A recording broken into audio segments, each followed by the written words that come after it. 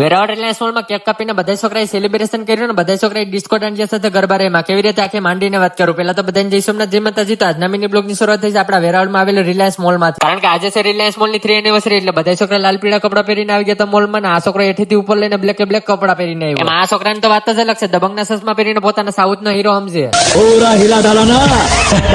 ના છે આપડા ધવલભાઈ સાવારા ને બધા છોકરાએ સાનો એક કેક કાપીને રિલાયન્સ મોલ તો નાસ્તા પાણીનો પ્રોગ્રામ છે એટલે બધા છોકરા આવી ગયા હતા. ભવાની પાવભાજી લારી વાળા પાવભાજીની ડીશ આવી ગઈ એટલે બધા છોકરાએ નાસ્તો કરવાનું ચાલુ કરી દીધું ને સાય આવી પણ મોડે આવી ને એ બધું તો ઠીક. અમારા નિલેશભાઈ ને સાય વગર નો હાલે. અરે પાડા તારી જિંદગીમાં ધૂળ પડી ભલા માણા.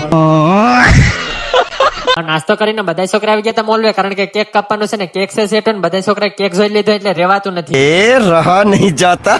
કેક ની રાહ જોતા ફાઇનલી કેક કપાઈ જતો ને કેક કપાવાની ખુશીમાં બધા છોકરાએ મીઠા મોઢા કર્યા. રિલાયન્સ મોલ ની એનિવર્સરી હતી એટલે એ ખુશીમાં બધા છોકરાએ ફૂલ ડિસ્કો કર્યો.